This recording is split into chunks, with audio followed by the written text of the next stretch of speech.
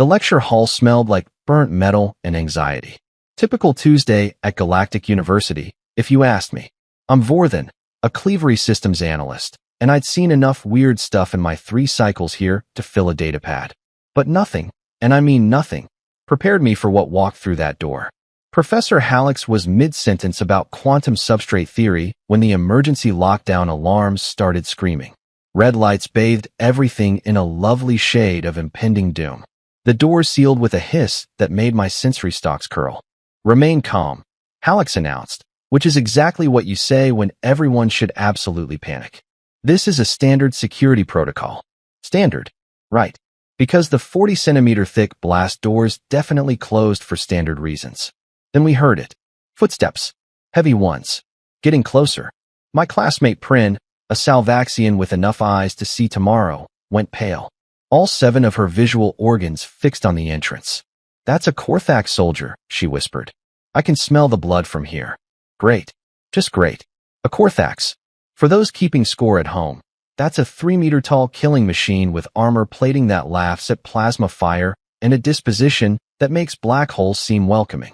They were supposed to be extinct after the Purge Wars. Apparently, someone forgot to tell this one. The blast doors groaned. Actual groaning. Metal protesting against something that really wanted inside. Hallex activated the emergency barricade, which was basically admitting we were all about to become statistics. "Everyone to the back," he shouted. We scrambled. Well, most of us did. The human, an exchange student named Marcus, just sat there, completely still, watching the door like it was showing his favorite broadcast. "Human," I hissed, yanking on his arm. It was like pulling on a support beam. "Move." He glanced at me, and I swear there was something in his eyes that made my survival instincts scream louder than the alarms. Not fear. Definitely not fear. "You might want to step back, Vorthan," he said, voice calm as morning mist. The doors exploded inward. Actual chunks of reinforced titanium alloy became projectiles. One piece embedded itself in the wall centimeters from Prin's main head. She made a sound that I'll probably hear in my nightmares for cycles. The Korthax ducked through the ruined entrance. Blood dripped from its claws. Not its blood. The security team's blood. It surveyed the room with those dead black eyes, cataloging targets, calculating kill order. Then it saw Marcus. And Marcus smiled. Not a friendly smile. Not even close. This was the smile of someone who just found out their boring day was about to get interesting. He stood up, slow and deliberate, and rolled his shoulders like he was working out a kink from sitting too long. "Oh, you have got to be kidding me," he said, and he was laughing. Actually laughing. A Korthax? Here? On a Tuesday? The killing machine tilted its head. Confused. "Join the club, buddy." We were all confused. "See, this is why I transferred off Earth," Marcus continued, walking forward. Walking toward the thing that had just murdered trained soldiers. I thought, hey, maybe alien universities would be safer. Less random violence. More intellectual discourse. But no. Apparently the universe just loves throwing this stuff at me. The Korthax roared. The sound rattled my bones and made my inner organs try to swap places. It was a sound designed by evolution to trigger every prey instinct in the known galaxy. Marcus stopped laughing. "Okay," he said quietly. Too quietly. That was rude. What happened next will probably be classified by 6 different security agencies. The human moved. Not human speed moved. He moved like physics was a polite suggestion he decided to ignore. The Korthax swung first. A blow that should have turned Marcus into a red mist decorating the walls. Marcus wasn't there. He was under the swing, inside the Korthax's guard, and his fist connected with the creature's armored torso. The sound was thunder in an enclosed space. The Korthax flew backward. Actually flew. It crashed through 3 rows of desks and into the far wall, leaving a depression in the reinforced concrete. Dead silence. Even the alarms seemed shocked into shutting up. Marcus shook out his hand. "Ow. Okay. Should have stretched first. Been skipping gym for exams. Stupid. That's just stupid, Marcus." He was talking to himself, casually discussing his workout routine while a Korthax warrior groaned in a wall crater. I checked my translator 3 times. Surely it was malfunctioning. The Korthax pulled itself free. Angrier now. Its armor plates extended, combat mode fully activated. It had stopped treating this like hunting scared prey. Now it recognized a threat. Marcus cracked his neck. Round 2 then? Cool. Cool, cool, cool. Been a while since I had a good workout. Professor Hallex made a sound like someone had disconnected his speech processor. I didn't blame him. Every text, every briefing about human exchange students had mentioned they were fragile, delicate, required special safety protocols because their homeworld was only Category 7 dangerous. Category 7. I watched Marcus dodge another strike that would have bisected a transport shuttle.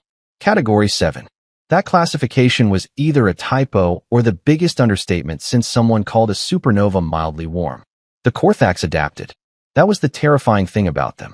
Battle computers in their neural cores, learning algorithms that processed combat data faster than most species could blink. It altered its attack pattern, feinted left, struck right, followed with a tail sweep that had ended entire platoons. Marcus caught the tail. Caught it. With his bare hands. The appendage that could punch through tank armor. He caught it like someone grabbing a misbehaving pet. Nope, he said, and yanked. The Korthax went airborne again.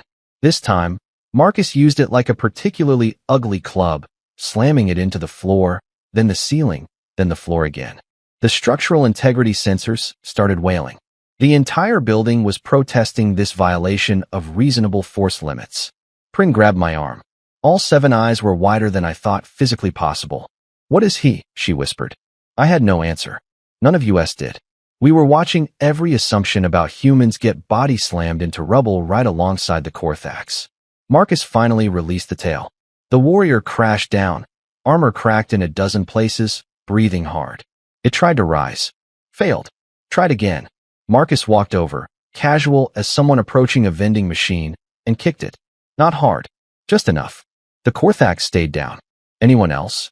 Marcus called out, scanning the room. Any other surprise murder machines want to crash my lecture? No. Good.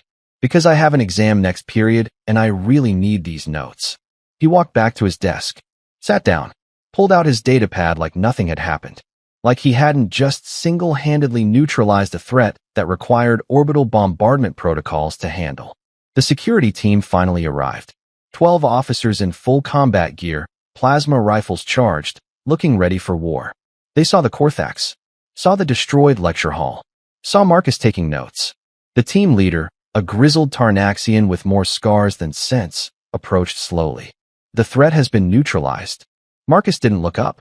Yeah, he's taking a nap. Might want to get some heavy restraints. And maybe a medical team.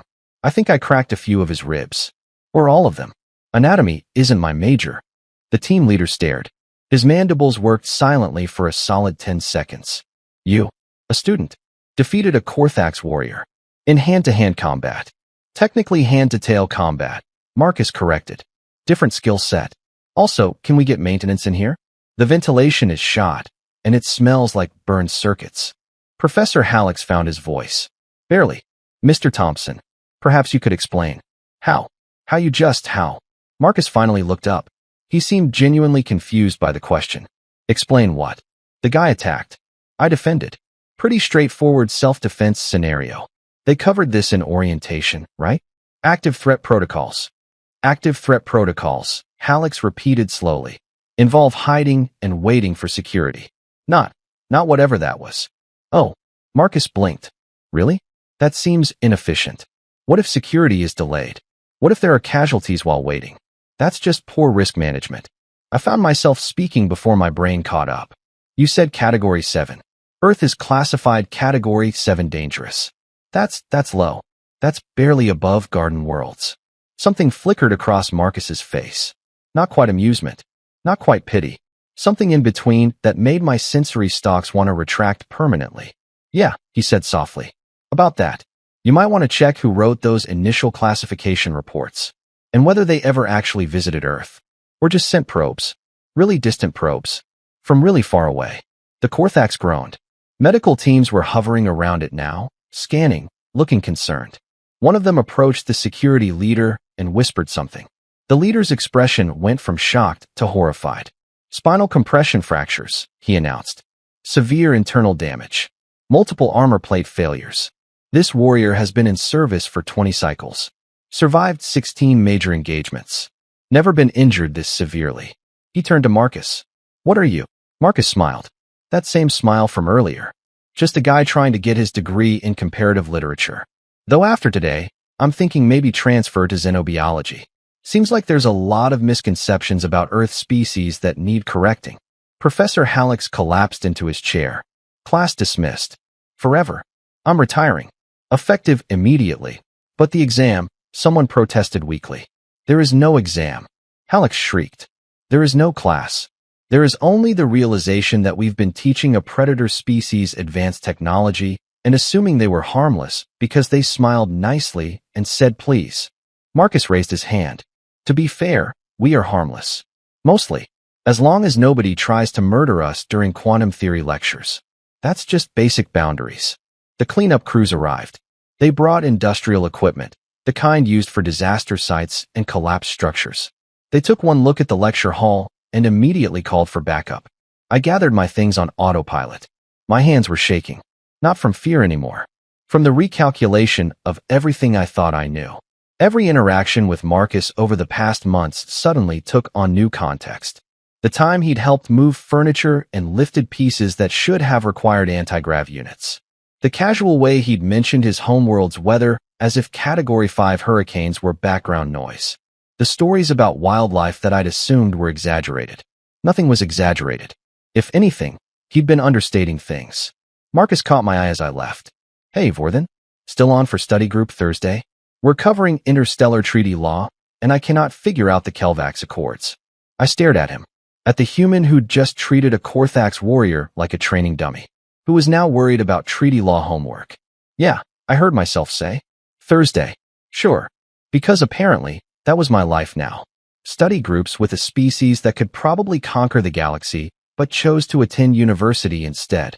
As I walked through the ruined doorway, past the unconscious killing machine and the traumatized security team, one thought kept echoing through my mind. Category 7. Someone needed to update those files. Urgently. So what did you think? Did this story surprise you? Let me know your thoughts in the comments below. If you enjoyed this sci-fi story, please hit the like button. It really helps the channel grow. And don't forget to subscribe for more mind-blowing science fiction stories every week. Turn on the notification bell so you never miss an upload. Thanks for watching, and I'll see you in the next story.